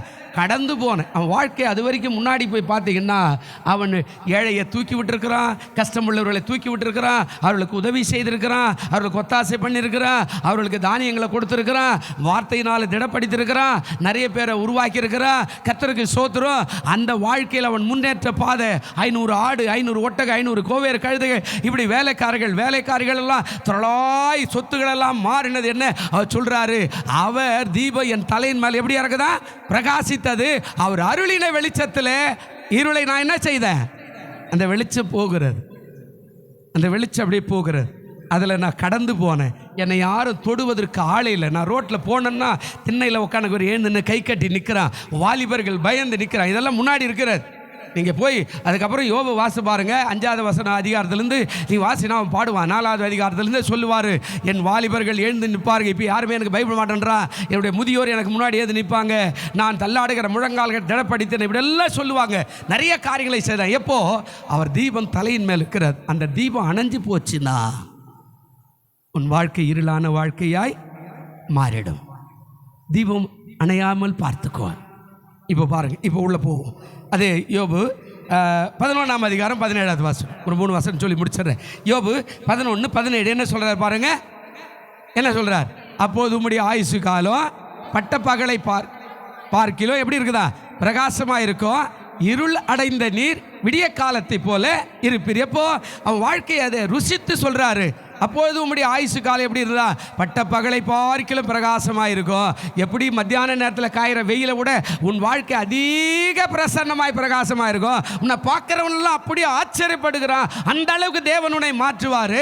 நீர் அடைந்த, அவர் சொல்கிறார், அடைந்த நீர் விடிய காலத்தை போல இருப்பி. விடியற் காலம் எப்படி இருக்குங்க? குளிர்ச்சியாக இருக்கும், மகிழ்ச்சியாக இருக்கும், பனி ஒட்டிக்கிட்டு இருக்கும், இளம் சூரியன் உதித்து கொண்டு இருக்கும். தூங்கி எழுந்த உடனே ஃப்ரெஷ்ஷாக மனம் அப்படி ஒரு ஃப்ரெஷ்ஷாக இருக்கும். இந்த மனதில் எந்த காரியமும் இருக்காது. நல்ல ஆரோக்கியமான எண்ணம் உள்ளவனாக எழுந்து உட்காருவேன். இப்போ அதுதான் சொல்கிறாரு, பட்ட பகலை பார்க்கலும் பிரகாசமாக இருக்கும். இருள் அடைந்த நீர் எப்படி ஆகிடுங்க? விடியற் காலத்தை போல மாறிடு. அதனால தான் விடியற் காலத்தில் எக்ஸசைஸ் பண்ணுன்றான், வாக்கிங் போன்றான், காலையில் போய் நல்ல குளிர்ச்சியான காரியத்தை சாப்பிடுன்றான், எல்லா காரியம் அதிகாலையில் செய்யன்றான், அதிகாலை பிரயாணம் பண்ண நல்லா பண்ணுவான். எல்லாத்தையும் பைபிள்லேருந்து பார்த்தீங்கன்னா நிறையா நடக்கும். இப்போ ஆண்டவர் சொல்கிறாரு, யோபு முன்னிருந்த காலத்தை அவன் நினைக்கிறான். கடைசியாக ஒரு வசனம், அதே யோபு 17:9 வாசி பாருங்க. யோபு 17ஆம் அதிகாரம் 9வது வசனத்தில் என்ன சொல்கிறார் பாருங்க. 17:9 என்ன சொன்னார்? நீதிமான் தன் வழியை உறுதியாய் பிடிப்பான், சுத்தமான கைகள் உள்ளவன் மென்மேலும் பலத்து. நீதிமான் தன் வழியை எப்படி பண்ணுவாங்க? உறுதியாய். நீதிமான் நீதிமான் நீதிமான். நம்ம கொஞ்சம் கஷ்டமாயிடும், ஒரு சின்ன உபத்திரம் நம்ம கடவுளையே மறந்துடும். சொல்றா, நீதிமான் தன் வழியை உறுதியாய் பிடிப்பான், சுத்தமான கைகள் உள்ளவன் மென்மேலும் எப்படி ஆடுவாங்க? பலப்படுவான். எப்படி பலப்படுவான்? அந்த பிரகாசம், அந்த இருளை அவர் ஒளியாய் மாற்றுறார். உன்னை நேசிப்பார் இல்லாத இருந்திருக்கும். ஆமாம், உன்னை கூப்பிடுற ஆள் இருந்திருக்காது. உன்னை நல்ல இடத்துக்கு கெட்ட இடத்துக்குன்னு சொல்லி கூப்பிடுற ஆள் இருக்காது. அதுவா விடு, அவனா அட விடுப்பா, அவனை கூட்டி என்ன பிரயோஜனம், அவனை கூட்டாலே நமக்கு உபதரம் தான் வரும் அப்படின்னு சொல்லி ஒதுக்குன காலம் போய் இப்போது எப்படி ஆறான்? நீதிமான் தண்ணி உறுதியாய் பிடிக்கிறான், சுத்தமான கைகள் உள்ளவன் மென்மேல் எப்படி ஆயிடுறான்? பலப்பட்டு உயர்கிறான். அதுதான் சொல்கிறான், அவன் வாழ்க்கை உயர்ந்தது, அவன் வாழ்க்கை மலர்ந்தது, அவனுடைய பொருள் பெருகினது, அவனுடைய ஆஸ்தி பெருகினது, ஆடு மாடுகள் பெருகினது, அரண்மனை வாழ்க்கை போல ஒரு வாழ்க்கை வாழ்ந்தவனாக அந்த யோபு இருந்தான். அதனால தான் அந்த வார்த்தையை அவன் பேசுகிறான். என் தலையின் மேலே எப்படி இருந்ததாங்க? தீபம் எரிந்து கொண்டிருந்தது. இப்போ இருளெல்லாம் கடந்து போய் விட்டது. என் பிள்ளைகள் ஆசீர்வாதமாக இருக்கிறார்கள். பிரியமார்களே, நம்ம வாழ்க்கையில் நாம் ஒளி உள்ளவரை பிடித்து கொண்டா நம்ம வாழ்க்கையில் நல்லா போய்கிட்டே இருப்போம். நம்ம அதை விட்டுட்டு இருளுக்கே அடிக்கடிக்கு போவோம், அடிக்கடிக்கு அழுதுகிட்டே இருப்போம். ஆமாம், டாக்டர் சொல்லிட்டாருங்க, அது அப்படியாக்கும் இது எப்படியா. டாக்டர் சொல்லுவார், ஆனால் மேலே இருக்கிற டாக்டர் சொன்னாரா?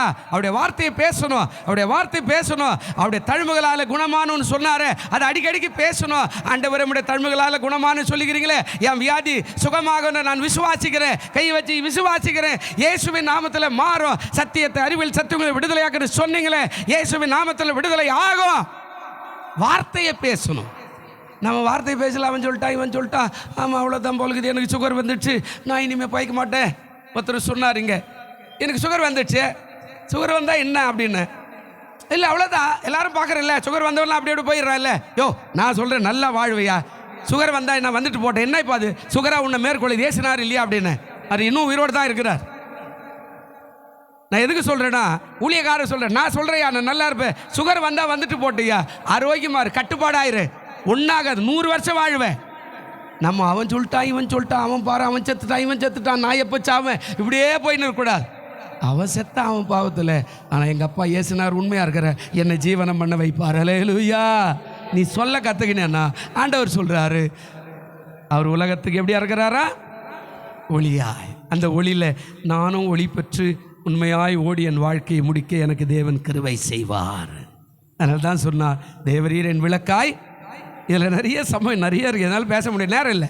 எப்படி 1 மணி நேரம் 1.5 மணி நேரம் ஆகும். அவர் சொல்கிறார், விளக்காய் இருக்கிறீர், என் இருளை வெளிச்சமாய் மாற்று. உங்கள் ஒவ்வொருடைய இருளும் ஆண்டவருக்குள்ளே எப்பெல்லாம் வரீங்களோ, ஜெபிக்கிறீங்களோ, எப்பெல்லாம் உன்னை ஆயத்தப்படுத்துகிறீங்களோ, ஆண்டவருக்கு என்று அர்ப்பணிக்கிறீங்களோ, ஆண்டவரை பிடித்து கொள்கிறீங்களோ, ஆண்டவரை நேசிக்கிறீங்களோ, ஆண்டவர் மேலே அன்பு கூறுறீங்களோ, ஆண்டவருக்காக வைராகமாக இருக்கிறீங்களோ, ஆண்டவருக்காக பரிசுத்தமாக இருக்கிறீங்களோ, அப்போல்லாம் நீங்கள் அப்படியே போகும்போது கர்த்தர் உங்களுடைய தீபத்தை காரிருள் இருந்து பிரகாசமாய் வெளியில் இருக்கிறவனுக்கு தீர்ற அளவுக்கு உன்னை மாற்ற ஆண்டவர் வல்லவராக இருக்கிறார். கண்களை மூடுவோம்.